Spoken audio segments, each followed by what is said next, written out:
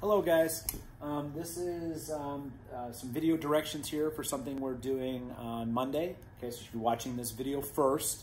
And one of the things you're going to do is you're going to, you've been assigned some multiple choice questions on AP Classroom. Okay, so you're going to have to go log into AP Classroom.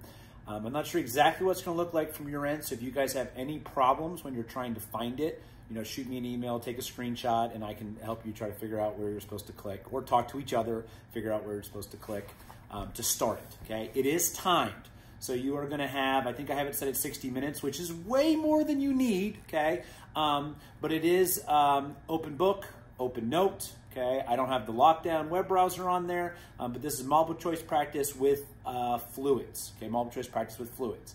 And some other stuff about this, it is gonna count as a mini quest in the grade book, so it's going to be worth more points than our daily assignments have been. And eventually we will have something along these lines. I haven't decided exactly what it's going to look like yet in terms of assessments as well, but we'll talk about that later, okay? And for this, okay, to get the full credit, okay, you need to take it, okay, and then it should tell you which ones you got wrong and what the correct answers are. And what you have to do is for each one that you got wrong, okay, and again, if it locks and you can't see that or something, just send me an email and I will figure out what to do on my end. But what you have to do for each multiple choice question you got wrong on the AP Classroom site, the thing for Monday that's assigned, is if you got it wrong, the question wrong, you need to explain why your wrong answer is wrong. Okay, so you got to say, here's why my wrong answer is wrong, and explain why the correct answer is correct. And I do realize that I think you'll have access to an explanation from them. Please don't just copy and paste their explanation. Put it in your own words, and sometimes their explanations are wrong. So if their explanation doesn't make any sense, don't base your answer off of that. So give me why the right answer is right and why the one that you picked is wrong. Okay, and that why the one you picked is wrong is more important to me than the other part of that. Okay, but do both. But please do both. And if there's other ones that you guessed and just got lucky on, you don't have to submit it to me, but you might want to also think about why the correct answer was right on those as well. All right, so that's what you're doing for that. And as long as you do that, as long as you make the corrections for all those multiple choice questions, you will get 100% on this quest. If you don't make the corrections, okay, or if they're half-hearted, you won't necessarily get full credit then. You're not going to get the 100%, okay? But there's not any adjustment. So our normal thing where I scale it and all that, we are not taking this in the perfectly timed environment. You're allowed to use notes. You're allowed to make corrections. There's no need for us to use our chart to scale the score. So the way you get your score up to what you want, which is, I would assume for everybody 100% A, is you go ahead and make those corrections by explaining why the right answer is right and why your wrong answer is wrong. Okay? For the ones that you get correct, you do not have to provide an explanation at all. Okay? Let's see here. Oh, the other thing you're going to be doing, there's going to be a playlist. This should be the first one in the playlist. There's going to be, I believe, an at-home experiment video in this playlist. It should be the next one.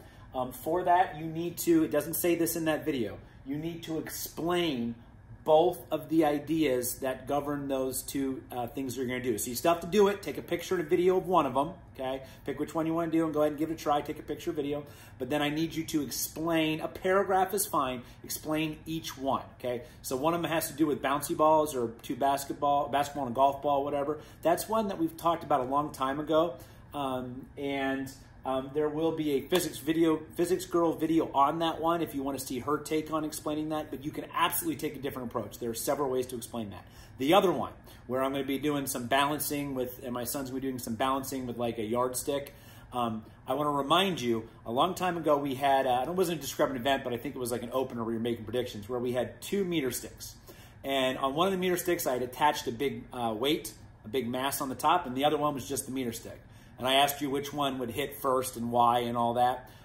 You may want to go back and revisit those ideas. We even did a little derivation. That'll help you review some old stuff from AP Physics 1. It is not as simple as just saying one of them has a bigger moment of inertia.